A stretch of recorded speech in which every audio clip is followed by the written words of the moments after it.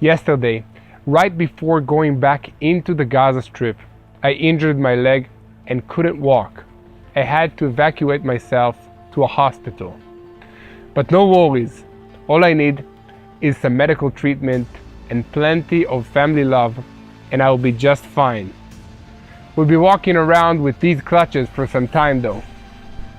But what can you do? Even though I will need some time to recover and get back into physical shape, I plan to continue updating you daily on what is happening in Israel, as this war is fought on two fronts.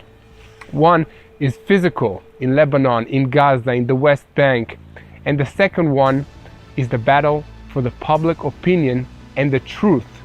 I believe that God is in control and everything is happening according to His plan for my life and for everybody's life. And I'm so excited to see what He has planned for me next. Fighting in the Gaza Strip taught me something terrible and critical about Hamas. Hamas is an organization with tremendous financial capacity. When you move around in Gaza, you see the size of Hamas's terror infrastructure, and it is very clear Hamas obtained a lot of money over the years from countries around the world and from individual organizations because the donors believed it was invested in the citizens of the Gaza Strip. This did not happen, and due to the IDF's operation inside the Gaza Strip, we understand what happened with this money that Hamas promised to the residents. But since the beginning of the fighting, we have been busy uncovering and destroying hundreds of kilometers of terrorist tunnels that were built by Hamas with the money that was designated to develop the Palestinian people and their future. These tunnels are long and branching underground infrastructures which the terrorist organization Hamas uses to transport weapons and terrorists, as well as hold Israeli hostages underground. Experts estimate that Hamas invested over 6,000 tons of concrete and 1,800 tons of metal in the construction of hundreds of kilometers of underground infrastructure. It is an underground city that was built at an estimated cost of tens of millions of dollars and even more. The terrorist organization Hamas chose to invest these ridiculous amount of resources in building a terrorist infrastructure that will be used to harm Israeli citizens and IDF soldiers. Hamas is cynically exploiting the civilian population of the Gaza Strip. In the last day, the IDF uncovered a tunnel in Khan Yunis that was located by a commando team. The tunnel is connected to an extensive and branching underground route. It is located in the heart of a civilian area in Khan Yunis, and according to estimates, millions of dollars were invested in its construction. After exploring the tunnel, it can be said that there were Israeli hostages inside. It is important to understand that the IDF forces are actually fighting underground in Khan Yunis and at the same time fighting in the crowded areas and in all parts of the city of Khan Yunis on the upper levels. Engineering warriors, the Yalam unit, commando forces, and other forces are leading the efforts to locate the tunnels, investigate, and destroy them using advanced technological and operational capabilities. Some of them were developed during this war. Destroying a tunnel is a very complicated job, and during the underground fighting, the fighters located over 300 shafts, including shafts that were leading to significant underground tunnels, tactical combat shafts, and shafts used as ammunition storage and combat complexes. So far, over 100 tunnels have been destroyed. That's a lot of work.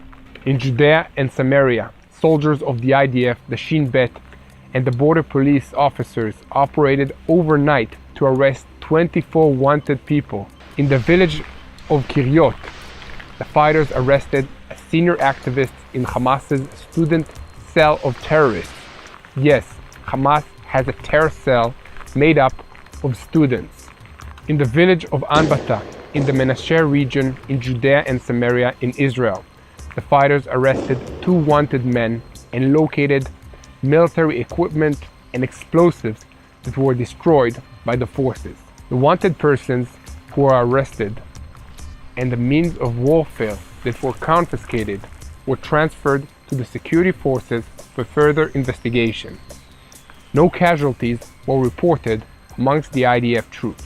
Duvdevan, which is a special IDF unit, border police and Shin Bet fighters operated in Kfar Jeva to arrest terrorist operatives. During the operation, a senior wanted man from the Palestinian Islamic Jihad organization was eliminated while he was armed and attacked our troops. In the incident, another wanted man was arrested at the scene. In the searches that were conducted at the house of the requested person, cartridges and terrorist funds were found. On Israel's northern front, earlier today, the IDF conducted attacks against a series of targets of the Hezbollah terrorist organization, which is an Iranian proxy, inside the territory of Lebanon, using Air Force fighter jets and artillery fire. Amongst the targets that were attacked were military buildings, a military position, and terrorist infrastructure of the organization. In addition, the IDF attacked using artillery fire a number of areas in the Lebanese territory. Following the sirens and alarms a short while ago in the Israeli areas of Kiryat Shmona and Margaliot, about 10 launches were detected that crossed the Lebanese territory, 3 of which were intercepted by the Israeli anti-rocket defense systems. Also, a number of launches were detected during the day that were fired towards the territory of the State of Israel from Lebanon, and the IDF attacked the sources of the fire. Help us by spreading the truth of what is happening in Israel. The world needs to see the true face of the terrorist organization Hamas, Hezbollah, and other Iranian proxies that are threatening our freedom and our life. I know that God is in control, and He is teaching me these lessons to trust in Him every day. Just yesterday, when I injured my leg, I learned again that I have no control of my life, and all I can do is trust in Him, trust that He has a plan for me, and I need to obey and do my part. And He's my Father, and He knows what's best for me. So I believe that He knows what's best for all of us, for Israel, for the Middle East. All we need to do is pray. So please join me in prayer for the soldiers, for the IDF, and for the peace of Jerusalem.